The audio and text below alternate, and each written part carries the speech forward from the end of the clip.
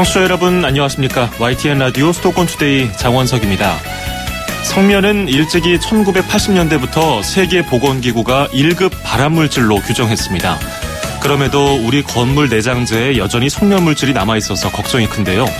국내 한 연구팀이 성면 피해자 수백 명을 대상으로 조사를 했습니다. 그런데 의외의 결과가 나왔습니다. 성면에 직접적으로 노출되는 일을 하지 않은 사람들도 이른바 성면암에 걸린 겁니다. 잠시 뒤 투데이 포커스에서는 이용진 순천향대학교 교수 연결해서 관련 이야기 나눠보겠습니다.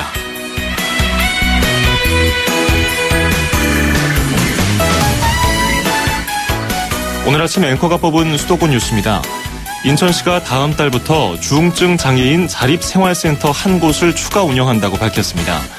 2008년부터 중증 장애인 자활센터를 지원한 인천에는 현재 계양구, 부평구, 서구, 남동구 각 2곳, 남구와 연수구 각 1곳 등 총 10군데로 늘어납니다.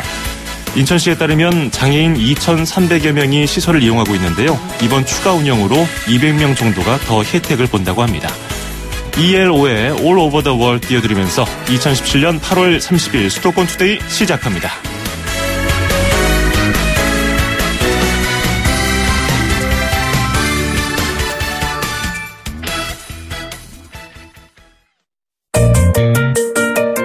음악과 수도권 뉴스가 한방에 수도권 전문 방송 수도권 투데이.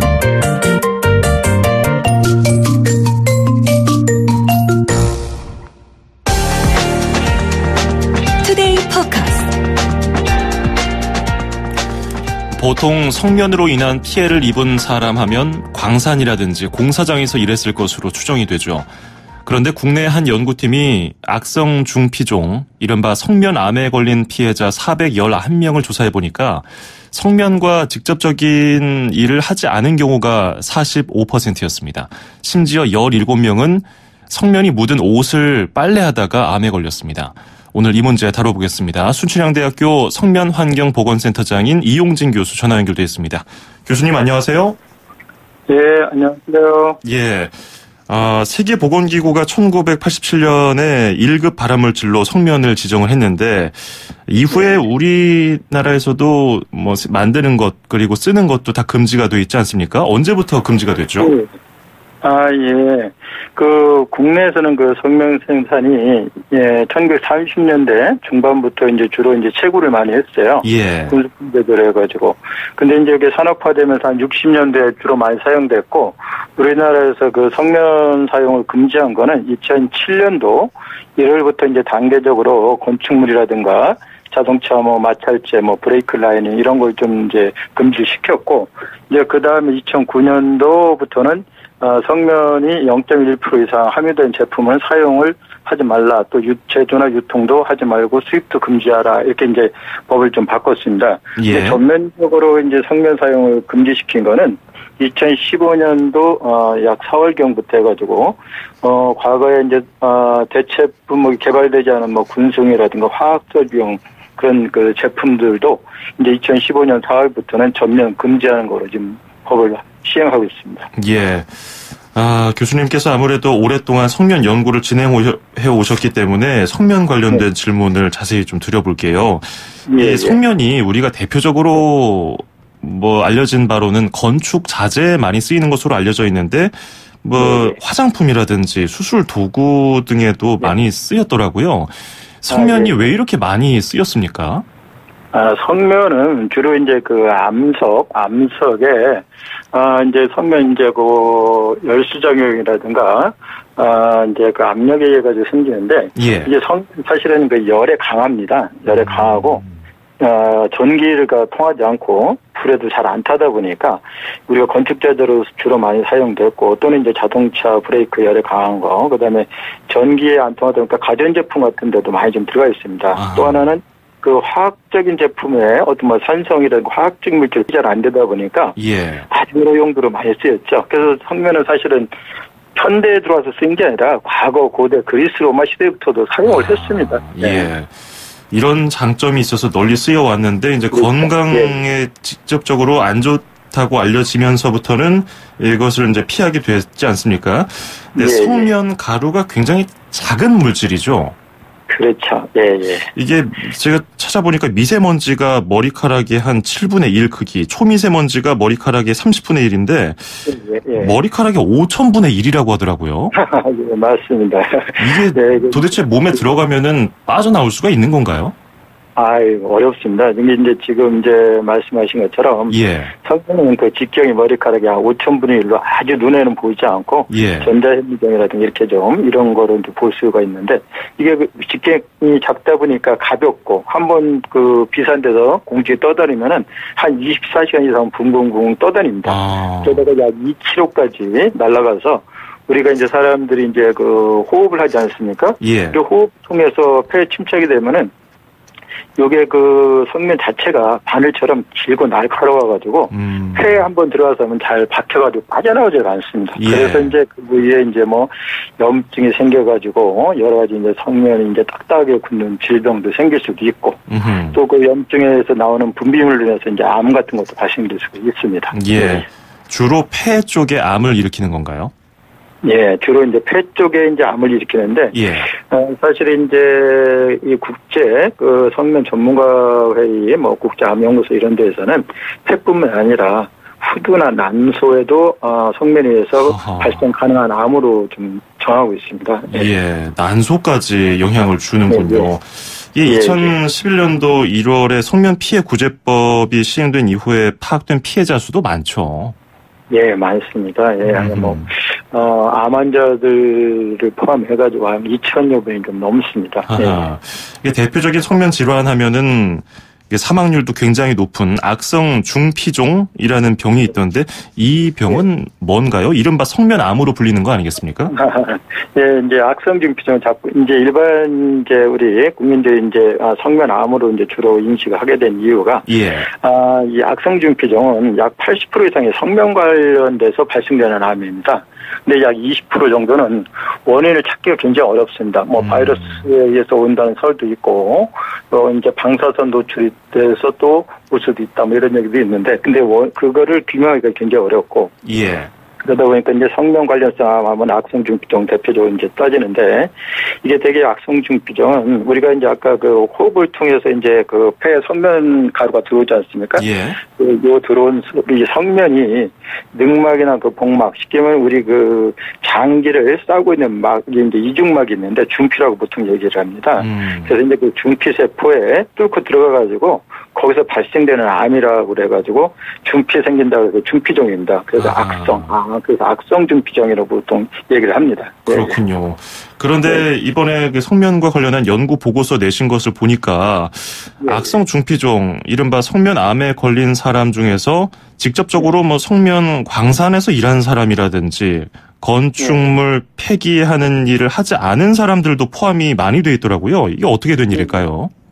예. 일반적으로 이제 성면 관련성 질환은 과거부터 이제 직업적으로 성면에 노출된 분들한테 많이 발생되는 거로 알려져 왔습니다. 예. 근데 이 악성 중피종은 아주 우리가 아까 성면에서 발생된 매우 보기 드문 암인데 이게 특성이 소량이라든가 단기간 노출에도 우리가 악성 중피종은 발생될 수가 있습니다. 그래서 이제 국외에서도 많이 이제 보고된 거 보면은 뭐 환경적으로 중국 다이어 지역 데는 환경적인 노출, 토양에 성면이 이제 함유된 물질이 있었고, 터키에 우리가 흔히 말하는 카파도키아라는 지역이 있습니다. 우리가 흔히 말하면 비행 이렇게 풍선 날아가는 그로 주로 여행을 많이 하는 지역. 예. 거기도 이제 토양에 그런 게 있고, 미국의 리비 지역이라든가 이런 데도 다 외부 환경적으로 이런 질병, 악성 중피종이 주로 많이 발생됩니다. 그러다 보니까 이 악성 중피종 자체는 소량으로도 단기간 노출돼도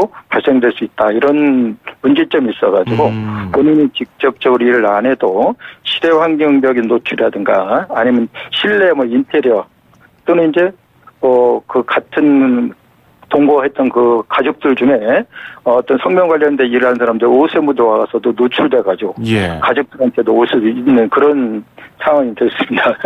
이게 단기라고 하면은 아까 방금 말씀하신 것처럼 남편이 성면 관련된 일을 하고 와서 그 옷을 빨래하는 그건 아내가 암에 걸린다고 하니까 단기라고 하면은 구체적으로 그 기간을 특정할 수 있을까요? 정할 수는 없는데요. 예. 그리고 보통 이제 이런 건 있습니다. 성면에 이제 얼마만큼 얼굴에 질병이 생기는 거는 나중에 추후 말씀드리겠지만은 우리가 이제 아무래도 확률론적으로 좀 봐야 되지 않습니까? 근데 이제 저희들이 보통 잠복기라는 게 있어가지고 어느 일정 수준이 지나야지 발생되지만은 노출 양에 대해서는 추정할 수가 없습니다. 사실. 예. 그런데 뭐 이번에 그 성면 피해를 입은 사람들의 직업군을 보니까 뭐 교사, 예. 경찰, 공무원, 간호사, 상대적으로 오래된 건물에서 일한 사람들이 이런 것들에 걸릴 가능성이 높다고 하는 것을 보면은 예. 성면이 아직도 좀 많이 곳곳에 남아 있나 보군요.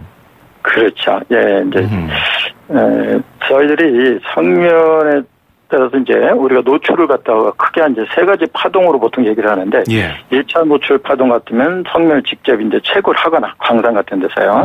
이랬을 때 이제 1차 파동 노출이라고 하고, 2차 노출 파동 같으면 성면 제품을 만드는데, 가공이나 생산하는데, 이런 데서 이제 주로 이제 많이 됐었죠. 그래서 과거에는 되게 1차나 2차 파동, 노출 파동, 이쪽에 이제 중점을 뒀고, 예. 3차 노출 파동이라는 거는 이제 완성된 성면이 함유된 제품이 완성된 제품을 사용하거나 유지할 때, 유지 관리할 때 이런 데 많이 들어오죠. 그러니까 건축물 같은데, 공공건축물 이런 데도 많이 좀 그래서 3차 노출 파동이 될 수가 있습니다. 예. 그래서 그런지 그 성면 피해자 지역 분포를 보니까 특히 그 아까 악성 중피종 사망률이 높은 그 환자 비율이 예. 오히려 그 광산이 많은 충남보다도 경기, 그다음 서울, 부산, 그다음이 충남 이렇게 많더라고요. 그게 3차 노출 파동으로 인한 그런 영향 때문에 건물이 많으니까 상대적으로 또 이런 지역에 계신 분들이 악성 중피종에 많이 걸리나 보군요. 그것도 있지만 이제 저희들이 조금 이제 면밀하게 분석을 해보면 일단은 이제 모집단 인구 수가 좀 틀리지 않습니까? 서울 경기는 이제 거주 인구가 상당히 많고 예. 이제 충남 같은 경우는 사실 이제 거기 한 10분의 1 정도밖에 안 될 테고 그러니까 이제 발생률에 대한 걸 좀 봐야 됩니다. 유병률이라든가 요걸 보다 보면은 사실은 매우 높은 이제 오히려 충남이 이런 데 높은 경우가 있고 서울이나 경기 지역은 환자 수는 많이 발생됐지만 전체 인구 수에 비해서는 발생률이 이렇게 높은 건 아니죠. 그렇군요. 네, 이제 그런 문제가 하나가 있고 또 하나는 그 서울 경기 지역에 이제 계신 분들이 거기에서 노출원이 있어가지고 발생된 분들도 물론 있겠지만은 이제 과거에 성면 광산이나 공장 주변에 살다가 이사 가셔서 발생된 분들 이런 분들도 좀 꽤 있습니다. 그렇군요. 그러다 보니까 여러 가지 이제 분석이 정밀 이제 그 필요하고 또 하나는 이게 직업적인 노출군도 포함이 돼 있다 보니까 이제 아무래도 이제 서울이나 경기 지역이 인구가 많다 보니까 직업적인 노출군도 좀 많아서 또 발생된 것도 영향을 미쳤을 거로 좀 생각하고 있습니다. 예. 정부에서는 지금까지 성면 광산이라든지 성면 제품 생산 공장에 집중해서 대책을 펼치고 있었는데 이 단순히 생산이라든지 사용 금지시키는 것만으로 피해를 줄이기는 쉽지 않아 보이는데 지금까지 말씀 들어보면요. 어떤 그렇죠. 구체적인 대책이 필요할까요? 네, 이제 지금 저희들이 보면은, 아까 이제 말씀드린 것처럼 1차 노출 파동, 2차 노출 파동은 이제 중점적으로 좀 해오지 않았습니까? 예. 근데 이제 앞으로 이제 3차 노출에 대한 이제 예비를 좀 해야 되는데, 되게 이제 그동안에 이제 지어졌던 건축물 같은 거, 공공건축물, 이게 이제 첫 번째로 들 수가 있죠. 그런데 지금 정부에서 이제 성면 안전관리법이라고 그래가지고 공공 건축물 이런 게 성면 지도를 이제 만들게끔 이제 법으로 만들어놨습니다. 이제 건축물에 대해서 그래서 건축물 어디에 성면이 어느 부위에 얼마만큼 들어가 있는지를 이제 할 수 있도록 성면 지도를 제작하도록 돼 있었는데 문제는 이제 그 소규모 건축물. 예를 들면 일정 규모 이상이 되지 않는 건 법적으로 됐죠. 그렇지 않은 소규모 건축물 같은 데는 그런 게 규제가 없습니다. 아직. 그러니까 그런 데서 우리가 흔히 말하는 재건축이라든가 인테리어 같은 거 했을 때도 사실은 이게 제대로 잘 되지 않고 두 번째는 이제 과거에 지금 이게 확실하지는 않지만은 과거에 그 재개발했던 지역에서의 주변에 살았던 분들도 노출 가능성을 배제를 할 수가 없어가지고 이런 것도 조금 우리가 건강에 사전 예방주의 원칙에 따라서 뭔가 조치가 필요하지 않겠나 하는 게 이제 제 생각이고 세 번째는 보통 우리가 직업적으로 이제 여러 가지 생각하는데 저도 이제 조사를 해보니까 이 직업적으로 건축 일을 하신 분들이 많이 발생이 됐어요. 근데 건축 일을 하신 분들 중에 대부분이 일용직이에요. 그러다 보니까 어디에 우리가 노동부라든가 이쪽에서도 어떤 보호를 못 받고 그러니까 사각지대에 놓인 분들이 꽤 많죠. 그러다 보니까 이제 그 일용직 건축 근로자 이분들에 대한 게 이제 사실은 어떻게 우리가 조치해야 될 것인지 여기에 대해서 한번 대책을 세워야 될 것 같고 이게 또 중요한 게 뭐냐면 대개 일용직 근로자분들은 이 성년에 대한 교육이라든가 이런 게 조금 더 받을 기회가 적다 보니까 아까 얘기한 대로 작업복을 집으로 출퇴근 왔다 갔다 하시면서 가족들한테도 2차 피해 위험성이 상당히 높습니다. 네, 그런 게 좀 문제되는 게 그러면 같고. 혹시나 예. 나도 성면 질환에 걸리지 않았을까 이것을 의심해 볼 수 있는 증상은 뭐가 있을까요? 증상은 대부분이 일반적으로 이제 호흡기 쪽으로 좀 많이 이제 생각을 하고 있습니다. 예. 뭐 우리가 초기 단계는 증상이 별로 없다가 운동이나 활동을 많이 했을 때 숨찬 증상 또는 뭐 기침이라든가 흉부 통증 그다음에 혹시 이제 이게 꼭 폐에만 오는 게 아니라 복부 장기에도 올 수가 있기 때문에 예. 복부 통증이라든가 복부의 어떤 팽만감 뭐 이런 거라도 올 수가 있는데 사실 내용만 들어보면 이게 특이적이지는 않습니다. 그러게요. 예, 비특이적이기 때문에 이게 저희들이 생각에는 성면의 노출 위험 지역에 살아셨던 분들이라든가 그렇게 장기적으로 있었던 분 이런 분들은 정기적으로 어떤 조사가 좀 필요하지 않을까 하는 생각이 드는데 또 하나 이제 제가 꼭 말씀드리고 싶은 거는 예. 성면에서 건강 영향 질병 생기는 거는 성면에 노출된 모든 사람들한테 다 생기는 건 아닙니다. 아하. 이제 뭐 아시다시피 우리 그 자동차 뭐 도심에서 많이 다니지 않습니까? 예. 그 브레이크 라이닝에는 다 성면이 들어가 있었고 과거에 그게 다 비산되면 다 결국 우리 국민들이 다 조금씩은 이렇게 마시고 있는데 예. 그래서 너무 이 성면에 대해서 건강에 영향을 주는 거는 각 개인의 어떤 직업력이라든가 환경적인 노출력 또는 뭐 과거에 어떤 질병을 가지고 있었는지 여부 또 담배를 예. 얼마 폈는지 이런 거, 그다음에 이제 성면에 얼마만큼 높은 농도에 이제 노출됐는지, 예. 오랫동안 얼마만큼 됐는지, 또 자주 됐는지 이런 위의 유수에 따라서 이렇게 달라지기 때문에 예. 너무 이제 성면 질환에 대한 발병 가능성,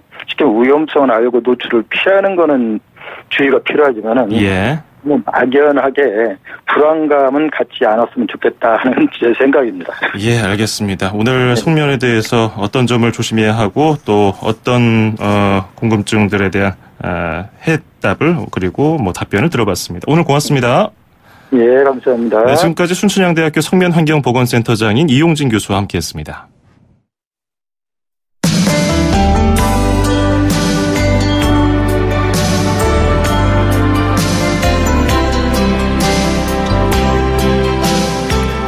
애틀랜틱 스타의 Always 듣고 2부에서 뵙겠습니다.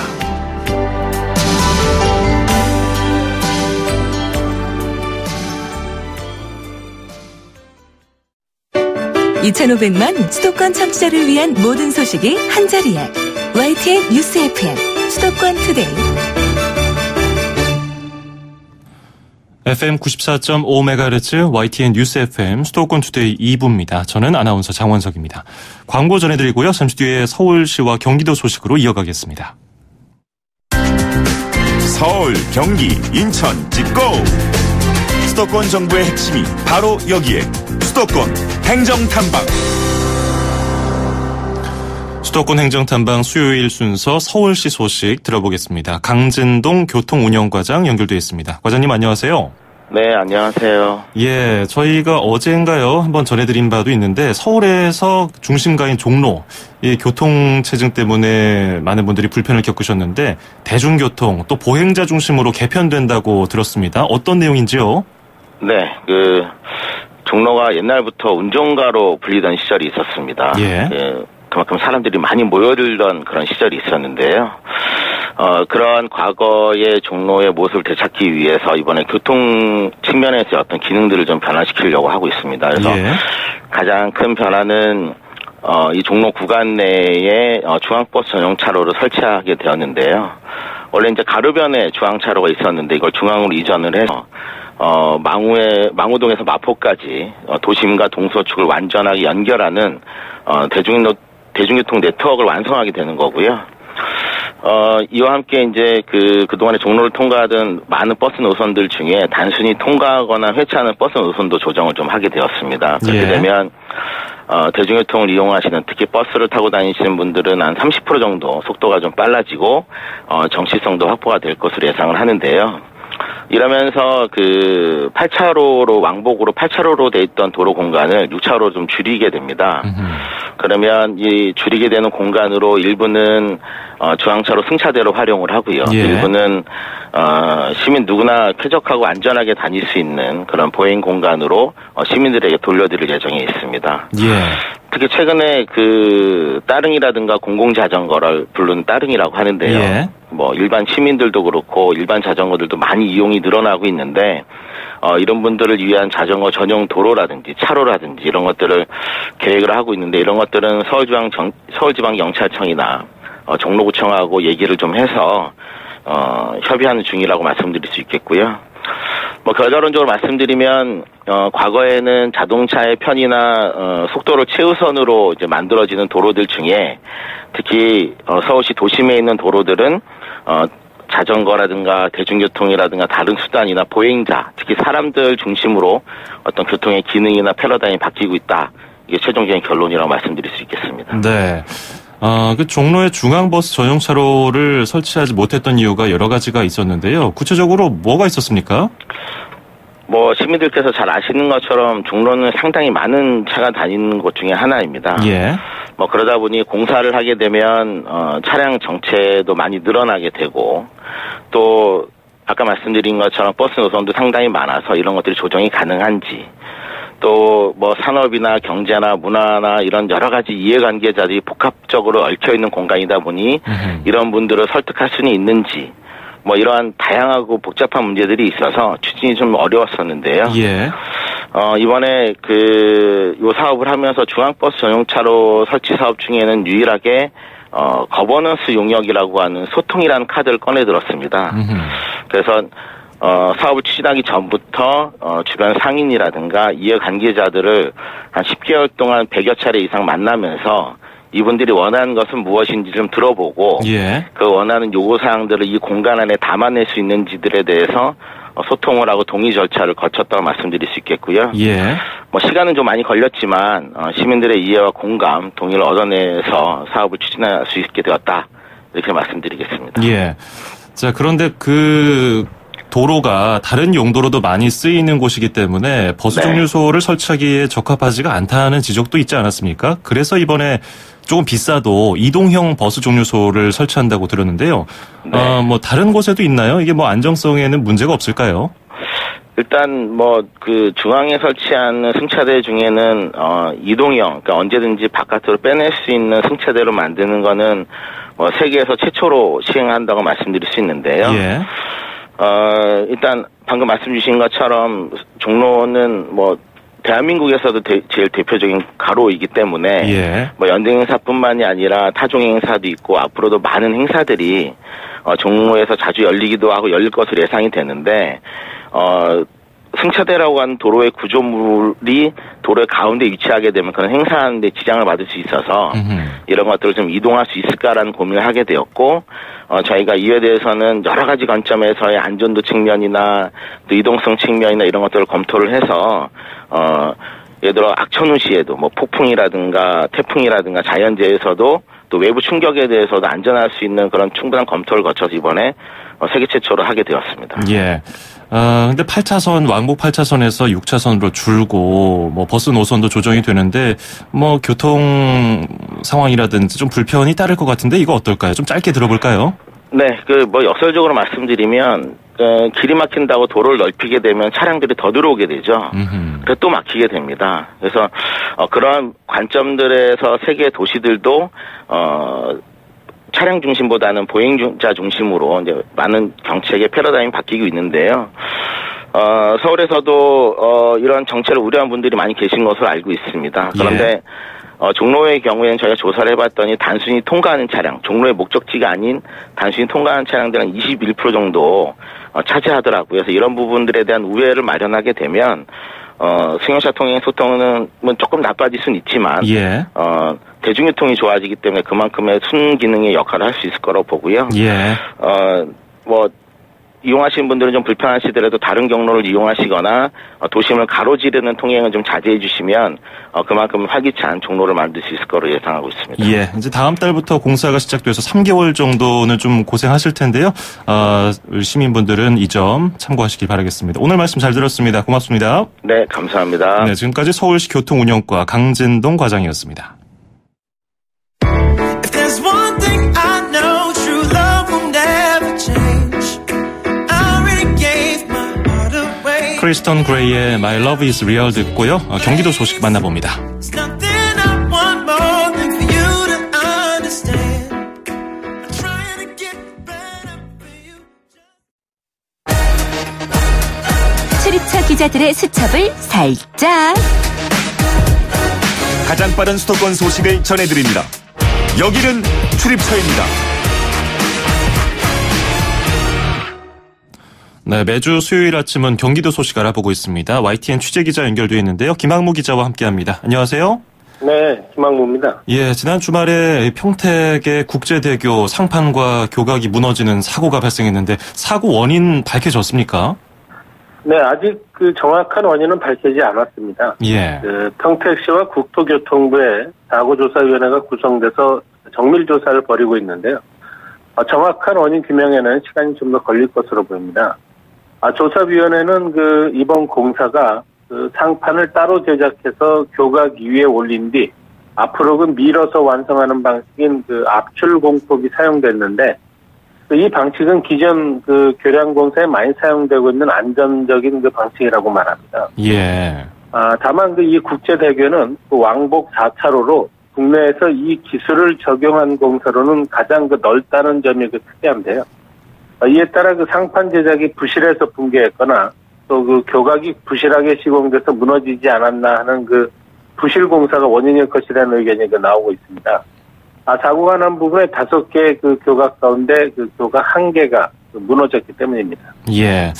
원인 결과가 나오는 대로 조치가 취해지겠지만 지금 2차 사고를 예방하려고 43번 국도가 폐쇄돼서 거기 지나는 분들 굉장히 불편해 하시는데 이게 언제쯤에 풀릴까요? 네, 우선 이번 사고로 해당 지역 국도 43호선이 폐쇄됐는데요. 예. 이 도로 위로 무너지지 않은 상판이 걸쳐져 있습니다.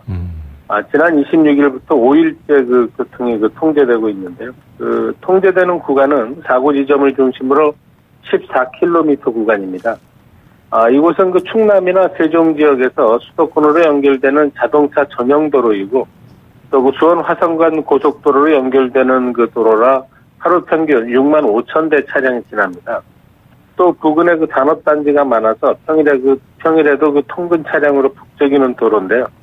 이 때문에 부근의 다른 도로의 정체까지 더욱 심해져서 불편이 큽니다. 국토부는 이 도로의 개통이 시급하다고 보고 남은 상판을 철거하고 도로의 재개통을 서두르고 있습니다. 예. 자, 그리고 다음 달부터 경기도 내 도립박물관 그리고 미술관이 무료로 운영이 된다고 하는데 이를 반대하는 사람들도 있다고요? 네, 경기도 도립박물관과 미술관, 또 백남준 아트센터, 실학박물관, 또 전국 선사박물관이 모레부터 관람료를 받지 않습니다. 얼마 전 경기도 의회가 관련 조례를 제정했는데요. 이들 박물관, 미술관의 연간 입장료 수입 5억 원을 경기도가 부담하기로 한 겁니다. 예. 주민들에게 문화 향유의 기회를 늘리고 이로 인해서 관람객이 많아지면 주변 지역 경제도 활성화될 것이라는 취지인데요. 그런데 다른 소규모 사립박물관과 미술관이 이에 반발하고 있습니다. 지금도 가뜩이나 관람객이 많지 않은데 도립박물관, 미술관이 무료가 되면 사립박물관, 미술관의 관람객이 더 줄 수밖에 없어서 운영난이 가중된다는 겁니다. 예. 사립박물관과 미술관은 설립자의 사비에다 또 지자체 보조금과 입장료 수입으로 시설을 운영하는데 입장료가 줄어들면 사실상 운영이 어려워진다는 얘기입니다. 도립 못지않게 사립박물관과 미술관도 도내 문화예술 분야에 기여하는 부분이 적지 않을 텐데요. 시민사회라든지 전문가들은 뭐라고 얘기합니까? 네, 우선 사립박물관과 미술관은 전국에 약 500곳이 있습니다. 예. 경기도에도 그 170여 곳이 있는데요. 이들 사립박물관 미술관은 대부분 그 전문 분야의 문화예술품을 소장하고 있습니다. 특정한 분야에 관심 있는 마니아들에게 특히 좋은 기회가 되고 있는데요. 사립박물관 미술관의 수가 많다 보니까 이곳에 있는 소장품을 합하면 국공립박물관 미술관에 비해서 소장품의 수가 2배나 많습니다.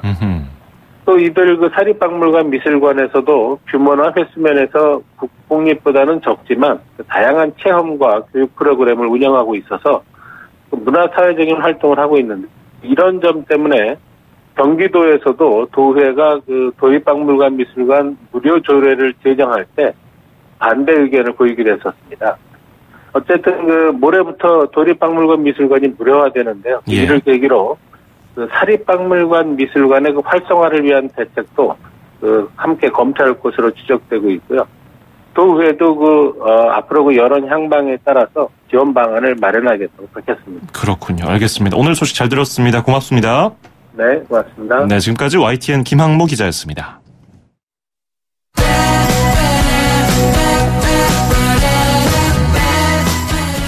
수도권 투데이 오늘 준비한 소식은 여기까지입니다. 가을 느낌이 물씬 나는 오늘인데요. 스테레오포닉스의 Have a Nice Day 들으시고 즐거운 하루 보내시기 바라겠습니다. 저는 내일 아침 9시 10분에 뵙겠습니다. 장원석이었습니다. 고맙습니다.